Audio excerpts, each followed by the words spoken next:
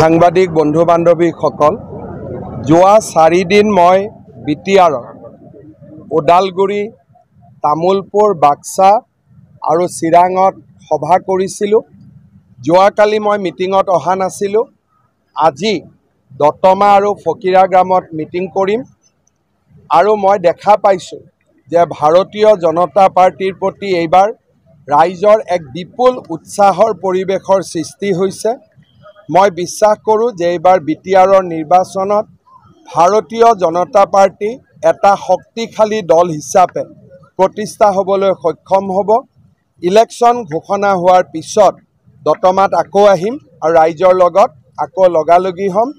আজি ইমান ৰাইজৰ উপস্থিতি সি সঁচাকৈয়ে আমাক আনন্দিত কৰিছে। দতমাবাসী ৰাইজক মই মোৰ কৃতজ্ঞতা জনাইছোঁ। মই ওদালগুৰিত 3টা, তামুলপুৰত 3টা 6টা, বাক্সাত 2টা 8টা, চিৰাঙত 3টা 11টা, আজি 12 নম্বৰ।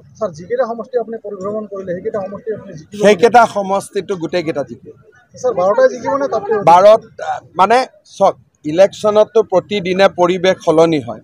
আজি যদি ইলেকশ্যন হয় 12টাই জিকে, কিন্তু অহাকালি কি হ'বতো ময়ো ক'ব নোৱাৰোঁ। গতিকে না পূজাৰ আগতে ইলেকশ্যন হ'ব, পূজাৰ আগতে ৰিকাউণ্টিং যদি ক'ৰবাত কৰিব লাগে ৰিপুলিং হ'ব আৰু পূজাৰ আগতে ইলেকশ্যনৰ ৰিজাল্টটো ডিক্লেয়াৰ হ'ব। অৰ্থাৎ 28 তাৰিখে 29 তাৰিখৰ পৰা পূজা, 27 আৰু 28 তাৰিখৰ ভিতৰত আমি নতুন বিটিআৰ দেখা পাই যাম। চক মই এইটো কথা বিচাৰোঁ যে বিজেপি যদি থাকে আমি বিজেপিয়ে সকলোকে একেলগে বান্ধি ৰাখিব। বিজেপি যদি নাথাকে সকলোৱে একেলগে বান্ধ খাই নাথাকিব। এডাল মৰমৰ বান্ধ, এই মৰমৰ বান্ধটো বিজেপিয়ে অলপ টাইট কৰি ৰাখিব। সেইকাৰণে বিজেপিক আমাক লাগে। এইটো দিলীপ শইকীয়া ডাঙৰীয়াক মিছকোট কৰা হৈছে।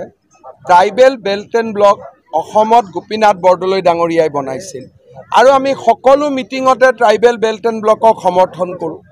6th শিডিউল অটল বিহাৰী বাজপেয়ী ডাঙৰীয়াই বনাইছিল, আমি অটল বিহাৰী বাজপেয়ী ডাঙৰীয়াক সন্মান কৰোঁ।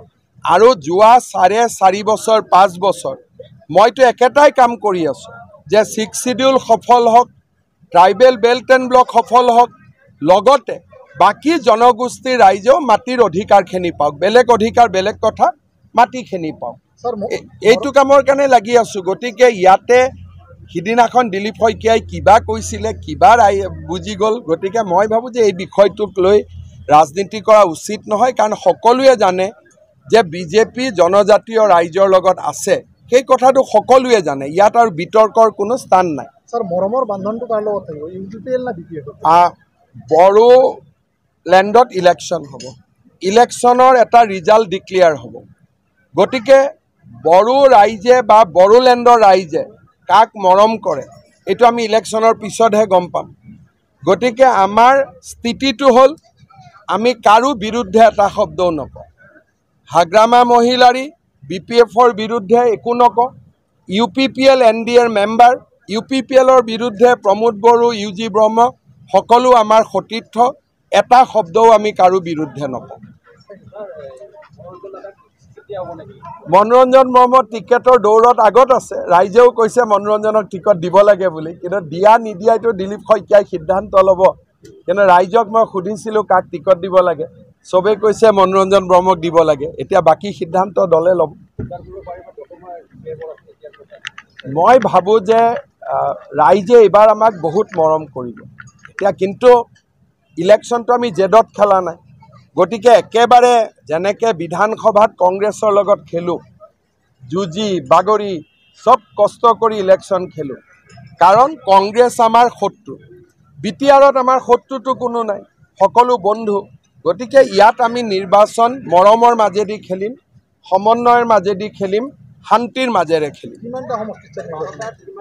মই গোটেই 40টা সমষ্টিতে যাম, ৰাইজক সুধিম।